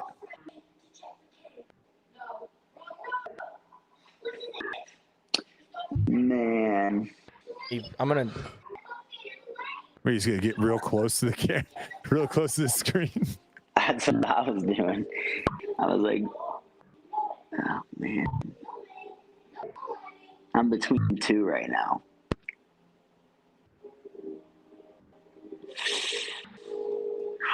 I like that you guys are sweating. I didn't want to do all easy ones, and then I was like, oh crap. I thought the first one was one of the harder ones so far, honestly. I thought that was so easy. You had the whole You were sixes basket. there. Like But you were there. it was the iconic, like 16 water, all that. All right, Yuli, you're written down. All right, Trevor, you got a guess? Trevor was trying to look at my notes when I had it on the thing. I saw it. Okay, I'm gonna guess that is the Beast, the European Open Oh, course. son of a. Yuli? Yeah, that's the beat. It's the beat. Nice. Nice. I thought I was getting one. Trevor, 5 for 5. Oh, What did you write boy. down? Okay. I wrote down beast. It's gonna keep getting tougher. It's gonna keep getting tougher. All right. Some of these are gonna be real tough. All right, next one up. Ooh. What the heck is that? Yeah. Oh, All right, should Trevor know feels what pretty this is. confident. I Yuli, should know what this is, but yeah. again, Okay. the basket might have been doctored. A little Photoshop on the basket here. All right, Trevor, go ahead. I believe this might not be it. I can't tell. Is it Wild Horse? That's my guess. yeah. Yuli? I got Wild Horse on Yep, there. that is the Las Okay. Vegas Challenge. Okay. That is I better that get these very- ones I played. That's the very difficult par 4 that used to play as a par 5, but now plays as a par 4. All right, here we go. Next one up. This should take you guys no time at all, hopefully. Oh, yeah. Yuli locked in. Yeah. Okay. Trevor? That is D-Glow, the toboggan course. Yep. Yuli? Great Lakes. Yep. Open. All right. That was a gimme. All right, moving forward. Here we go. Next up. Ooh, Oh boy. I believe I know what that is. Okay. I've got my guess. Not 1,000% confident though. Okay. The blue You're basket locked gives in? it away. All right, Yeah. Trevor, go The for blue it. basket gives away. Oh no! Oh, did that just second guess Trevor's pick? It looks like Waco. Yuli? Is that your final answer? Yeah. It's Waco. Yeah. It is Thank Waco. goodness. The blue basket. I thought I Very. recognized that green. That green is pretty That's recognizable. that par 4 that you Yeah. see some people go sidearm and get all the way up to Yeah. to the ditch. Okay, next one up. Go ahead, Silas. Hit him with it. Oh, come on now. Played this one too. Okay, Yuli's locked in. Trevor, go for it. That is formerly a good hole, not as good a hole now at Winthrop Gold. Yep. Like it better as a par 3. Yuli says USDGC as well. Okay. So 1 point lead here.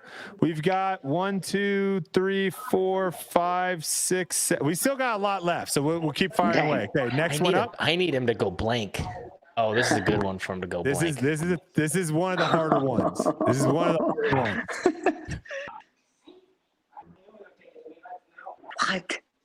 What? I have no clue right now. I'm hoping for something to pop for me. You got to use all the context clues here, guys. Ooh. I have a guess. I have a shot in the dark. Oh, I have a guess. I don't feel great about this though. I got a decent guess. Are we talking elite series? These were courses that we played on the Pro Tour / majors. So there are some silvers thrown in there as well. There's silvers. Dad, why would you say that to me? I can't lie. There are some silvers. The majority of these are elites. There are some silvers thrown in there. I had to get to 20. I had to get to 20. That does not look like a fun course. Yeah, well, that's kind of one of my clues, I feel like. Yeah, just a Garbo course. One that not a lot It's of in. people really It's got to like. be a Texas course. Yeah. I don't know which one though. I'm trying to think if that is. I think there's a context clue too. All right, we're here. doing 10 seconds here. 10-second timer. 10 seconds. All right. 9, I'm wrong, but 5, 3, 2, All right. 1. All right, Trevor, go ahead. My guess is the Open at Austin. Okay, Yuli. I said Belton. This Ooh. was actually, in fact, the Music City Open, one of the least favorite holes in the entire tournament. Whoa. Hole number 3, that new hole where it was like that weird, that really weird like angle throw that you threw through that gap wow. that doesn't really exist. Yeah, I Music don't City even Open. remember the and hole. Hole 3. Still, It's the now new that you're one. saying that. There's like no Very gap. forgettable, I You're guess. just chucking discs and hoping for the best. Yeah, I got nothing. All right. I can't Still remember that hole. one hole lead here. Next up. Thank goodness. Oh boy. Heck, that. Oh. Okay.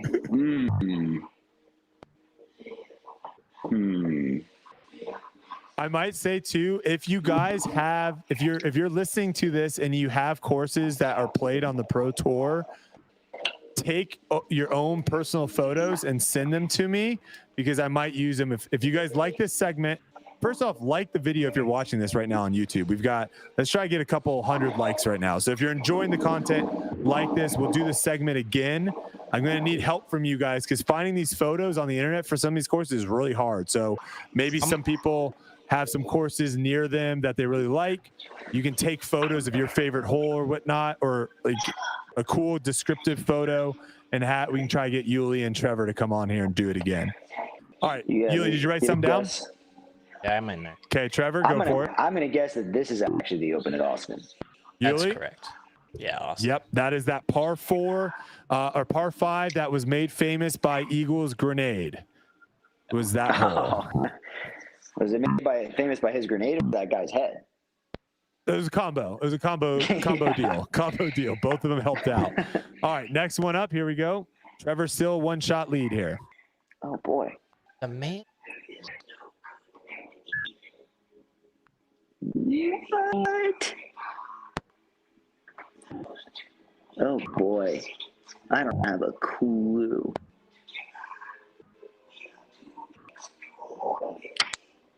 Man, that is tough. Oh my gosh, there's like barely any gap there. There is no, there are some people in the chat right now saying the European Open, there are no doubles. So once a course is used, it is out. Yeah. These are all unique. First thing I thought was that, but yeah, I feel like I know what this fairway looks like, but I'm trying to remember what course it's at whenever that comes into play. Oh my gosh, this is difficult. You hit me with that time limit. I'm going to give him 10 seconds. 10 seconds here. 10 seconds. Okay. Oh my gosh, like think about what was being thrown. What course? 5 seconds. All right, I'll throw it out there. I'm just gonna say Idlewild. Yuli? Dang, I came back. We're tied. That's Emporia Country Club. Yes, it is. Hole number 9. Hole number 9. I saw the golf cart track. With that so little stupid. the golf cart, or the cart path. That is an old picture of that too. That is an old picture. Yes, it is. All right. Dang it. Next one up. Here we go. This is an easy one. Oh, wow. Well, Can we just go to the next one? Yeah, Trevor, go ahead. Idlewild. Yeah, Idlewild. Yuli? Hunter and I had a side bet on whether or not you were going to hit that gap or not. And I was like, no way is Brodie hitting that wide gap. And you missed it. Ooh. Oh, when was we watching that? I Was that forget on which round coverage? it was. No, I think it might have been the first round or something, but we just, Practice round. I was like, no way he's hitting that gap. Yeah, I think I missed that gap every round. There you go. It's a tough gap. It's a tough gap. All right, here we go. Next one up. Oh boy. What? I'll give you a hint. Major Photoshop on this one. Major Photoshop. What? That confuses me more. I mean, that's just a grass field. Plain and simple right there. Where's the basket? Can you point to where the the basket is in between the 2 tall trees on the right. Way off in the distance. Yeah, I don't have the foggiest So like idea. the 1 tall tree that's by itself on the right, and then the other single tree that's tall on the left, it like sits in between those 2. I've got like 2 ideas about this one based on terrain. That's kind of gotta use your context clues. Gotta use your context clues. All right, 10 seconds. I'm gonna be so mad if I get this wrong. It is a tie ball game. You guys both have only incorrectly gotten 1. So it's been impressive showing from both of you so far. Okay. I just know if it's not What one, is that? it's the What other. is it called? I don't even know what the tournament's called. Oh, that's interesting. Can I explain the tournament? Will that count? If you explain it enough on there, or maybe the location, you got to give me something to where I know you know course. Oh my gosh, I'm second guessing myself so hard right now. I'm so stuck between 2. This is one of the harder ones. This is one of the harder ones for sure. I think I know it now. I'm gonna just throw it out there. All right, you're locked in here. Wait. I'm trying to explain because I'm just blanked, but You can just say ditto if I get it right, or if I say it and you realize that it was the right one. When you're thinking of it, I guess. I'm All right. right, go ahead, Trevor. My guess is the OTB Open. Oh, Really? I said California Online company, Gooseman. Yeah, OTB Open. Yes. Yo, So that was the whole. That's hole Online one. company. That's hole one that has the big OTB sign, and so I had to doctor out the entire sign. Oh, nice. We'll see how the Tutorial chat coming later. Yeah, we'll see how the chat feels about that, but not knowing the actual name of the tournament or course, but we'll let it slide. We'll let it slide. I was just All right, blanking. Next one up here. Oh no. Oh, what the? Oh no. Size, how many of these do you know without looking at my? You've known 2? Oh, Silas. Oh no. Man, I don't know about this one. Context clues. Look at the flag. Looks windy. That could mess him up, Brodie. Oh, that was more of a joke of just knowing. Oh, I feel like everywhere we've gone this year, it's been windy at some point. No. Ron just said he's missed the only one he's missed has been the one that he went to. That's a tough look. Oh, That's a tough I've been to look. all of them. oh my gosh! This one, I'm really blanking on this one. We're gonna give you 10 seconds here. Like that basket, I don't feel like I've seen that basket on tour. Like, are we talking about an old picture here? Is that what's going on? 5 seconds. All right, I think I've got to guess. All right, go for it, Trevor. I'm gonna say that is. I'm gonna say that's Fox Run. Yuli? Fox Run, yeah. That's true. Is That's hole, 18. hole 18 at Fox Run. Dude, I swear to you, there's a part of my brain I didn't realize I had to access right now because like that just came out of nowhere, and I've done that like 5 times now. Yep, that's Like, hole 18. The different crazy. colors of trees really messes with you too. Seeing It those, had to be East Coast. yeah, seeing those trees change. All right, here we go. This is one of my favorite ones. Oh my gosh. Oh. Was that obvious? Am I supposed to know where they? Oh. Wait, this is this year though? Yep. This is a photo from the Disc Golf Pro Tour. So shout out to the Disc Golf Pro Tour. Make sure you go follow, subscribe to the Disc Golf Network, do all that stuff. Okay, Trevor, go for it. The Preserve. Yuli? Serve. Yeah. I saw the red tee pad. Exactly. The red tee pad is your context clue. I'm glad you guys got that one. The first thing I thought about was when they put the flower beds in front of those baskets at Worlds at the fort. At the fort? Yeah. And Adam like almost destroyed him when he like had that Simitas. All right, next one. Here we go. We got a couple more here. 4 more. Tie ball game. 4 more. Oh man. Giving you guys a lot of signage in this one. Lots of signage. Yeah, all non-branded signage. Well, Not yeah, even the good Zuka. yeah, that's it's not why even the good Zuka one. It's not even did you sitting put on the side of it. Did you put multiples? No, there are no multiples. Oh, I'm dead. I'm done. So I don't know if bad. Trevor can get this one either. This one's a tough one.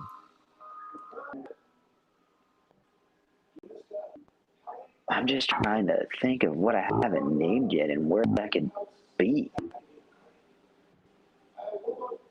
Like, I feel like, man, we've got so many of the tour at this point.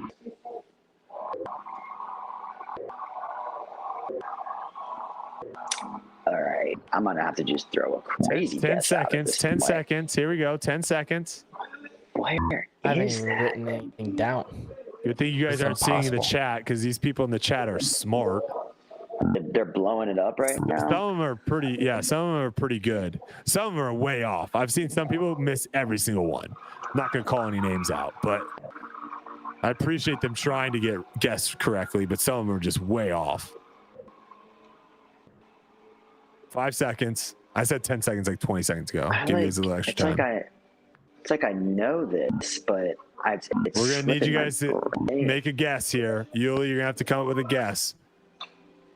You got to put my something on gosh. paper. I think I've got a guess. It's not a great one. This is This would be, I mean, this is a heat check at this point. All right, Trevor, go for it. I'm going to say that is from the Kansas City Wide Open. Yuli? I can't even say what I wrote down. You need to say You gotta say it. I put Nevin. There's no grass at Nevin except for like 2 holes. I'm an That idiot. is the little par 3 with the double Mando where they had that weird Mando rule with Simon where he like made the Mando, but then it hit a tree and went backwards and he missed the Mando. That is the Des Moines Challenge.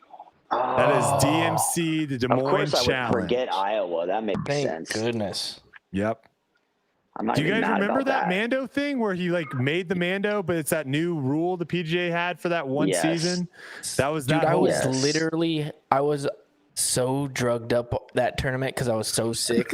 I was on like every single round. I had like 2 Dayquil, and I was That just was last zombie. season, right? The Yeah. Simon thing? Yeah. Last like 2 seasons, yeah. Or did Gannon you? Yeah. ended up having like it was the Gannon versus Gavin Babcock battle. Yeah. Okay, next one up. Here we go. 3, still tie ball game. 3 left. No. R.I.P. Okay, Trevor, go for it. We do not love the Beatles out here. That is W.R. Jackson. That was W.R. Jackson. Yuli. Jackson. Yep. Jackson. Yep, that was an easy one. All right, next one. Here we go. Oh boy. Oh yeah. Oh, Trevor thinks he's locked in. Okay. just going for it at this point. do you Yuli's think still you know? questioning it here. I've just been sitting on this one for a while. Maybe. Wait. Let me think.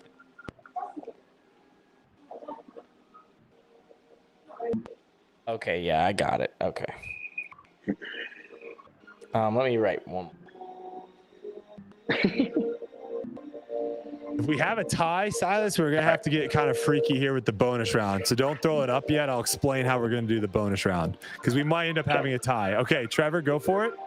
I'm gonna guess the Portland Open. Yuli, Portland Open. Correct. Glenn Portland Open. Glenn Yep. DeVere. I love that name. Glenn Okay, DeVere. last regular one that we have. Oh no. Uh-oh. Okay. Trevor's feeling good. We might not even have a bonus round This here. could be bad, yeah. Yuli This might could be black bad. out. We might have a think I got it. blackout situation with Yuli here.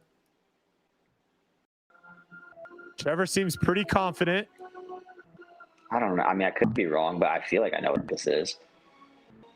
I don't remember any blue baskets in here. I know the basket is kind of weird. That's what's like kind of throwing me off a little bit because I don't.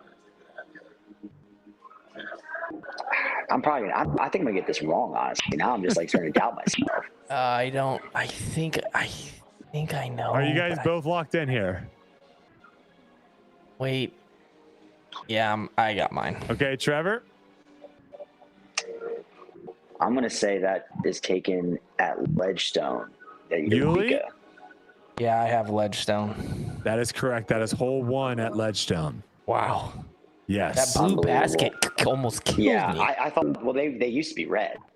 Yeah. Okay, so this is what we're going to do. We have one photo for the bonus round. So this is how it's going to work. I'm going to have Silas crop the photo from the bottom up.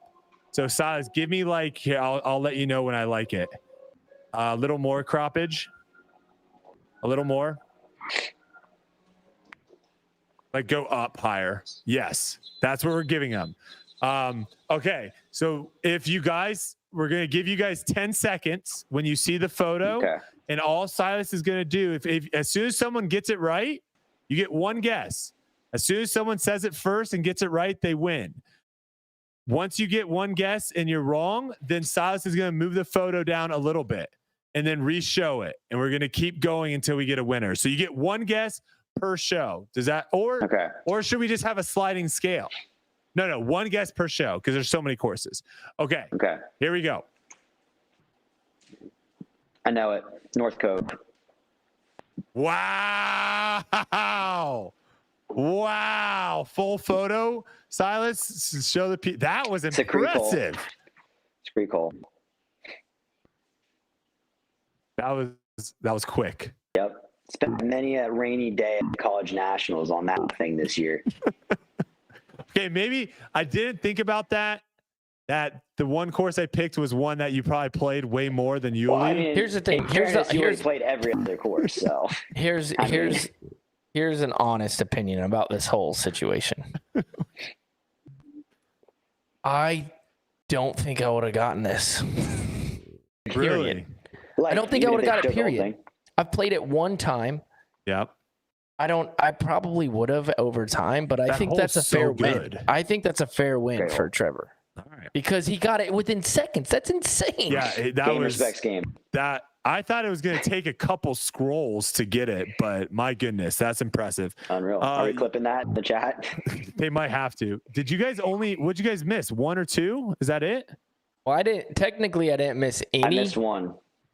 Wait, why you didn't miss any? Because he just guessed before I did, and I might have got it. No. You missed one earlier.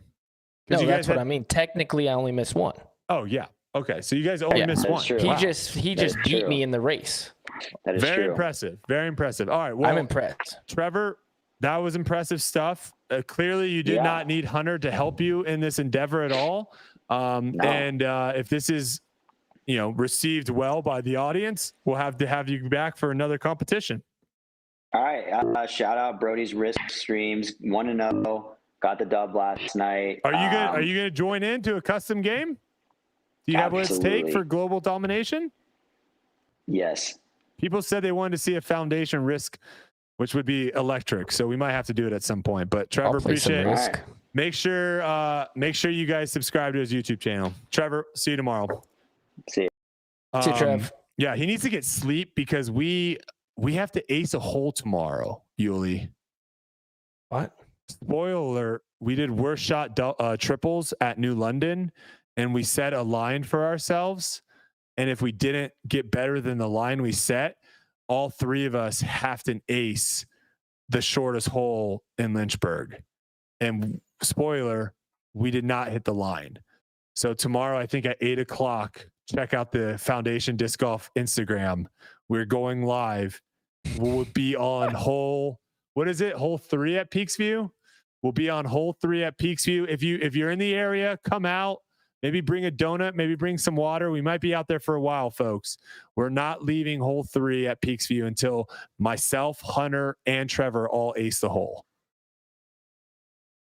Wow, that could take a while, or it could be just like this. It could just be bam, bam. What if we just went ace, ace, ace, like all 3 back to back? Possible. Oh my That's the way gosh. you got to think when you're doing those trick shots. Is like, Yeah, you have to have the mojo going. Yeah. All right, we have a couple listener questions. I don't know what happened to these folks. Do you have these, Silas? Yeah, I don't know what happened to these. I don't have them either on my thing. Let me see if it pops up on here. I can just read them off. Yeah, I'll just read them off. Okay, so here we go. Yulee, first one comes from Steven Young on Twitter. He says, why do you guys think sports books don't offer disc golf? I think well, first of all, I'm pretty sure it's tough to get the licensing for disc golf to be bet on. Like, Oh, okay. like there's certain I don't know states. anything about that. Yeah. And I also think that you would need somebody to get lines that were really good. Like they tried it one time and they just got obliterated. There was someone that responded to this tweet that said his buddy or brother or something made so much money on the first round of the Las Vegas Challenge that he was able to buy flights to go out and watch the final rounds of the tournament. That's cool. Yeah. Apparently, That's pretty cool. from what I've seen, the only company that really got into it, they were putting out some atrocious lines Yeah, they were bad lines. without taking into account course changes, without taking into account weather. And so some people that were in the know just could obliterate them. So I don't think there's enough betting, enough action for them to put the time and effort they need into the lines to make them legit. You're saying like I was thinking about like making a place to bet. No. No, I got like people already established. Yeah, like why doesn't DraftKings have disc golf? I mean, we're tiny. Yeah, that's why. Yeah. It'd be Pretty very easy hard answer. for them to make to put enough effort into making sure the lines are good. Yeah. So that's why. All right. Oh, I forgot to say, the guess the course is what we're calling that last segment. If you guys enjoyed that, make sure you like the video and leave a comment. Let us know that you like the guess the course, and we'll do that again. I like that. That was fun. That was brought to you by our 3 captains. We've got 3 captains now in Tour Life crew. We've got Thor Liam, Ronnie Baker, and Jacob Warden. Those are our 3 captains in Tour Life crew. So thank you guys so much for making me spend 4 hours doing that this morning before my flight. All right. Next up here is from Brodie McBeardface. That's an awesome Twitter name. Or no, is this Twitter? Yeah, this is Twitter. You've mentioned in the past 2-person cards, but how do you envision that would actually work? You need 2 people to call penalty on a 3rd person, so then you would never incur penalty strokes. I realize penalties are rare, but 3 to 4-person cards keep everyone honest. So I think, firstly, my response to this is if you're going to cheat, if you're a cheater, you're going to cheat whether there's 2 people on the card, 3 people on the card, 4 people on the card. You're going to cheat. You can't really combat cheaters. The rules would need to change, obviously, right? If we went to 2-person cards at some point or 3-person cards at some point, the rules would have to change where it doesn't need to be this voting system and majority needs to rule on certain calls or whatnot. You would just have, if it's a 2-person thing, you would just have to have each person agree with the solution. So like if me and you, Yuli, were playing together, you threw your disc out of bounds. You said, I think I went out here. I said, no, I think you went out here. Me and you would have to go back and forth until we're like, okay, I agree to that spot. And that's how you do it. Yeah, no, exactly. I mean, golf is a game of integrity, and you police yourself. You can call stuff on yourself. And I mean, that's all I have to say about it. I feel like calling people on rules, I don't need anybody else to call them on it. That's not the point. I'm not really trying to get somebody stroked. I'm calling them out on a violation that they did. And if I'm calling you, then you probably did it. Yep. Vice versa. All right. We have Dark and Stormy here. Why isn't the USWDGC held at Winthrop?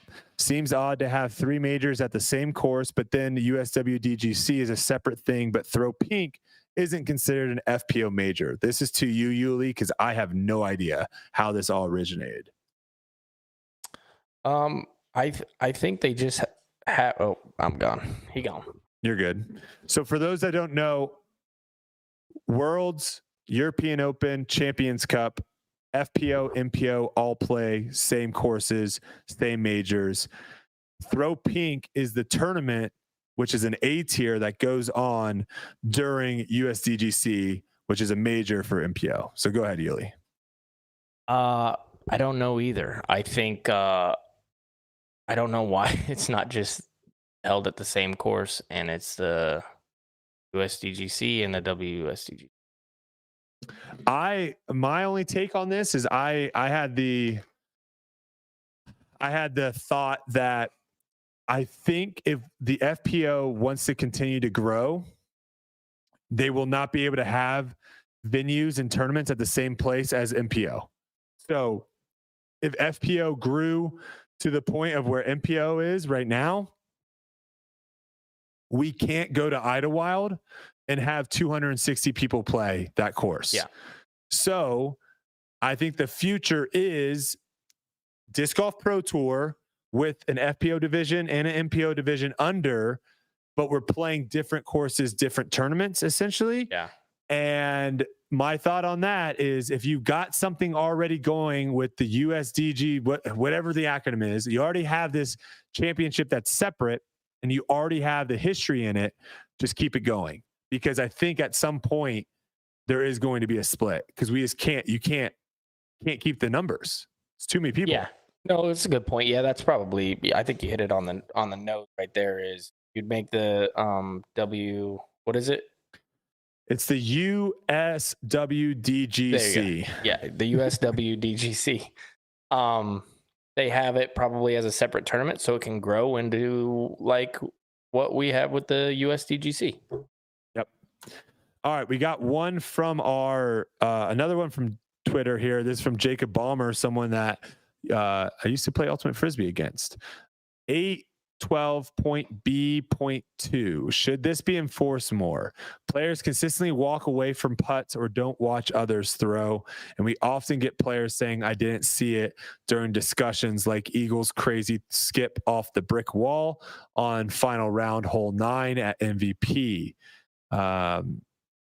The rule is a player must perform actions expected by the rules, including helping to find a lost disc, moving equipment when asked, keeping score properly.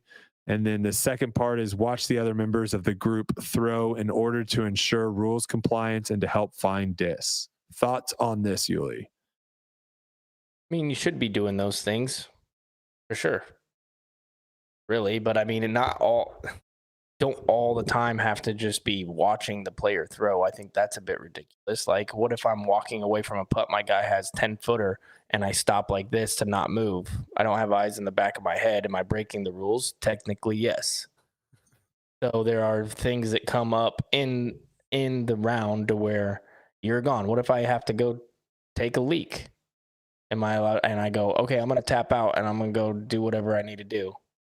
Like that happens all the time too. So there's certain instances where, of course, if you're on a hole that's super tough with tall grass on the right and tall grass on the left, you should watch everybody throw just in case they get a bad kick. But you should also be, if you're playing in a tournament, you should also be enough aware to understand those situations when you're supposed to really kind of focus in on those things. But just like anything, it's like, it's super situational. Yeah, right? Exactly. Yeah. If someone throws super deep into the woods, I'm not expecting everyone to, hike 100 feet into the woods and everyone's watching them throw 2 or 3 times out. You kind of just stay in the fairway and wait until they come out. And hopefully, again, like I said, cheaters are going to cheat. So hopefully when they come out, they tell you, hey, it took me 3 throws to get out. And you're like, all right, well, there you go.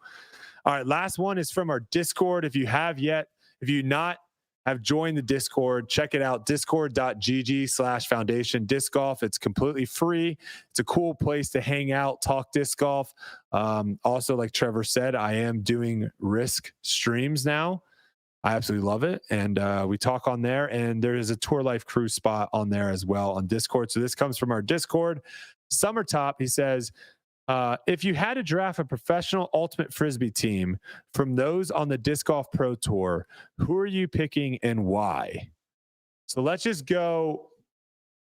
I'm going to have you pick your top 3, and then I will grade you on what I think your top 3 would be. And then maybe in the future, we actually sit down, or I sit down and actually do a little bit more of a grade here.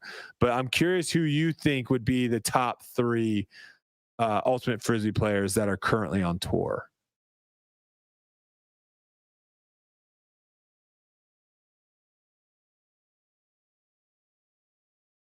And I can give you want me to give you the top 20 in standings so you can get some names thrown out? I feel like I know. I feel like I got a pretty good grasp. Get an idea?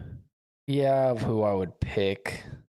I'll rate them A to F. I'll give them a or no, I'll do what colleges do for high school recruits. So I'll give them a 1-star, 2-star, 3-star, 4-star, or 5-star. I think my UDisc isn't.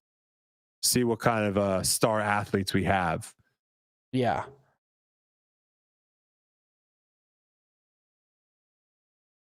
Okay. This is also real quick before you pick. This is also right now. This isn't potential if they start training for Ultimate Frisbee. This is just plop them on an Ultimate Frisbee field. Who are you picking?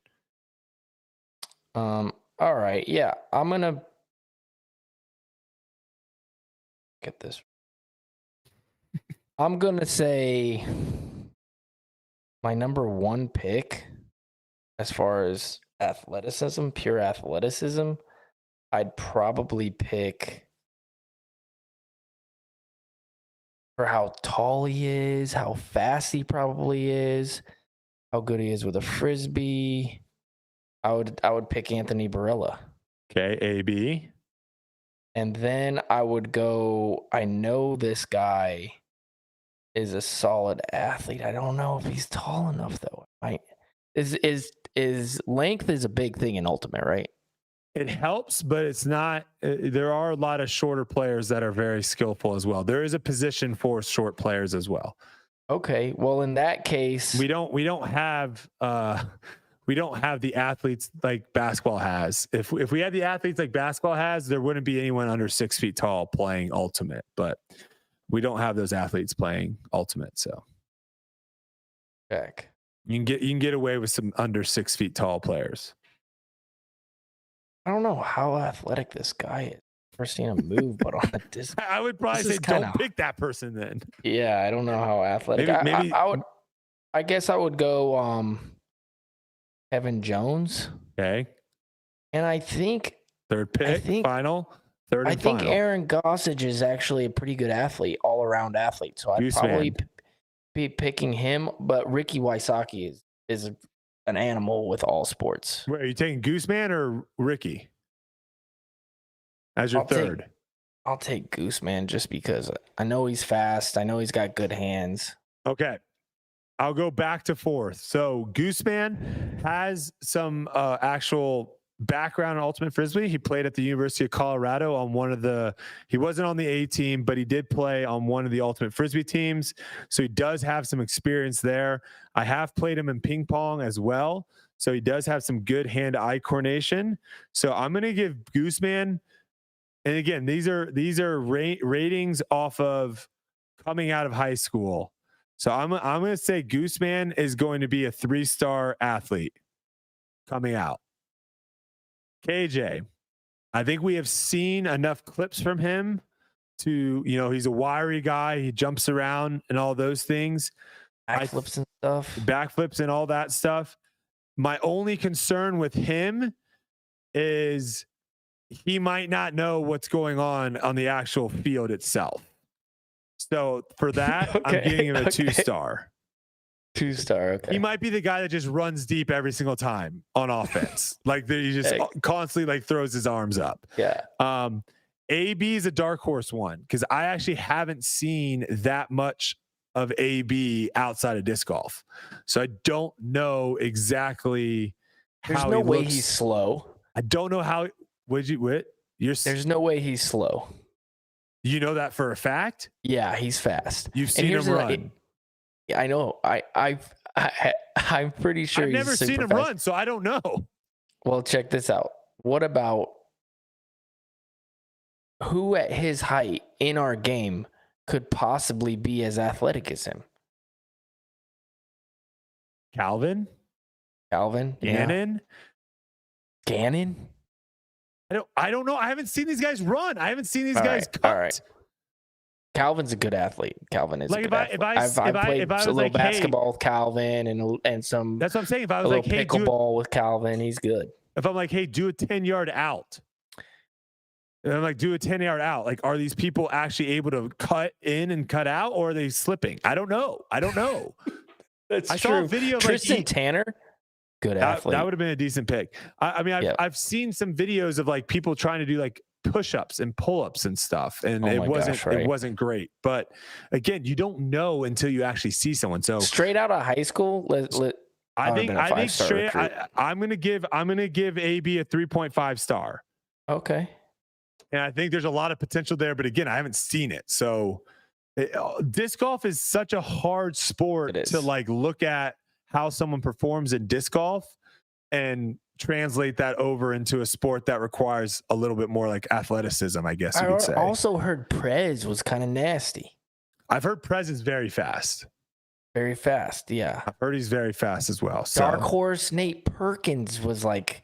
Nate Perkins could be dark horse nasty as well. He was like a college like wide receiver, broke all kinds of records or something.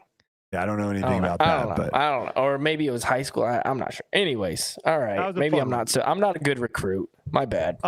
Okay, so tonight was the first night that we did the live. So if you the live chat with TLC members only, Tour Life crew members only. So we appreciate everyone in the live chat tonight. Hopefully that went well. If you're interested in joining the Tour Life crew, you can click the link down below. If you're listening to us on Apple or Spotify, come on over to the YouTube live streams over here at 8 p.m. on Wednesdays. I already mentioned Instagram live stream tomorrow morning on the Foundation Instagram. We're going to be trying to make 3 aces. We'll see how long that takes. We'll also be doing a YouTube live stream right here on the Foundation podcast channel tomorrow at 1:30. I'll be in the warehouse signing discs, packing up orders. Check that out. We've got some cool discs dropping exclusively at that 1:30 time as well. Me and Yuli will be at USDGC for Tour Life. So stay tuned for that. We've got a fun disc, an exclusive disc for Tour Life people that want to show up and support. We'll be there doing a signing. So stay tuned for information on that. And if you haven't already, drop a review over on Spotify or Apple if you're enjoying the podcast. We have currently 536 reviews on Spotify, 141 on Apple. I would love to see 4 digits there. So let's see if we can get to 4 digits. Takes a quick second to drop us a star. And we're going to highlight one. This is from Austin. He said, I love this podcast. I started listening to it a few months ago, and at this point, I cannot go through my week without listening to the latest episode. Brodie and Yuli are fantastic, and I really enjoy listening to everything they discuss. I recommend this podcast to anybody looking to learn about what is going on in the professional disc golf world and wants to be entertained. So, Austin, we appreciate the rave reviews. Thank you so much. Yuli, we're going to be having some interviews coming up soon, so I'll be getting in touch with you to see if you have time to do that. Other than that, I got nothing else. Yuli, you got anything else? I don't, man. I'm ready to go get some dinner. All right, good show. Thanks, everyone, so much for tuning in, and we'll see you all next week.